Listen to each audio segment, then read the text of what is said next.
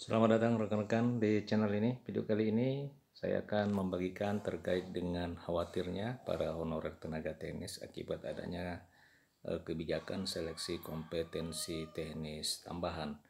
Banyak sesuatu yang perlu dikhawatirkan dari pelaksanaan SKTT ini, termasuk dugaan kecurangan dan tidak meloloskan pihak-pihak atau honorer yang memang tidak dekat dengan pejabat. Itu katanya. Akan tetapi informasi selengkapnya seperti apa, silakan ditonton secara lengkap agar rekan-rekan sekalian bisa menerima informasi ini secara utuh dan menyeluruh.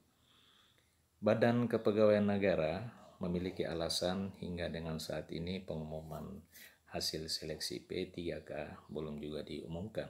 Bahkan dipastikan pengumuman itu dirilis dan dilakukan tidak serentak di seluruh Indonesia. Akibat adanya sejumlah instansi yang melaksanakan seleksi kompetensi teknis tambahan.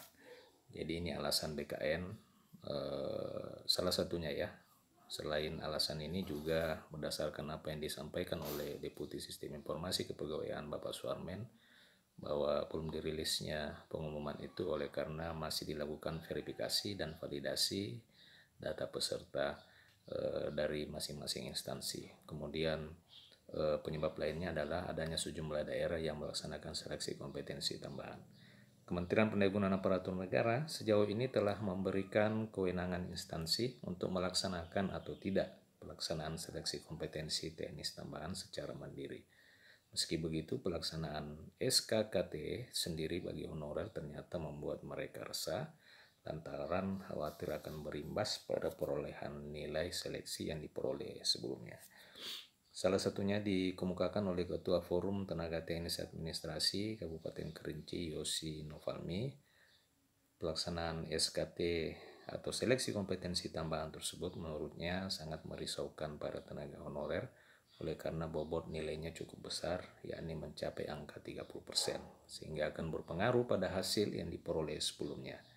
Nah rekan-rekan, Yosi Novalmi juga menduga rekannya was-was khawatir akan ada honorer titipan sehingga hasil seleksi teknis berpeluang dicurangi oleh oknum-oknum tertentu yang memiliki tujuan mendongkrak nilai mereka. Teman-teman di kategori 2 banyak yang memperoleh nilai di atas 300, namun mereka menjadi pesimis nilainya akan turun dengan adanya pelaksanaan seleksi kompetensi tambahan ini. Yosi mempertanyakan mengapa harus ada SKKT dan mendapat persetujuan dari Menpan RB serta BKN. Pasalnya menurut dia hal itu bisa membuka pintu para oknum yang berpeluang meluluskan orang-orang titipan. Nah rekan-rekan, inilah bentuk kekhawatiran sebagian besar para tenaga honorer, khususnya tenaga honorer yang telah mendapatkan nilai yang cukup baik pada seleksi CAT beberapa waktu yang lalu. Seleksi kompetensi tambahan ini dikhawatirkan akan digunakan oleh oknum-oknum untuk menggunakan momen SKKT ini untuk meluluskan orang-orang titipan.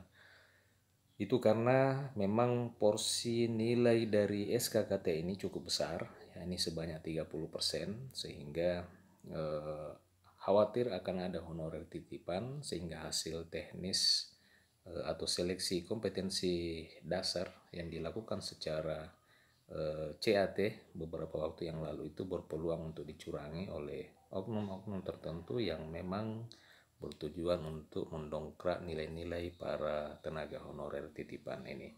Bagaimana rekan-rekan? Akan tetapi rekan-rekan sekalian, tidak semua kabupaten atau instansi melakukan seleksi kompetensi tambahan ini. Hanya ada beberapa saja, dan mungkin untuk nama-nama kabupaten nanti saya akan rilis di video saya selanjutnya.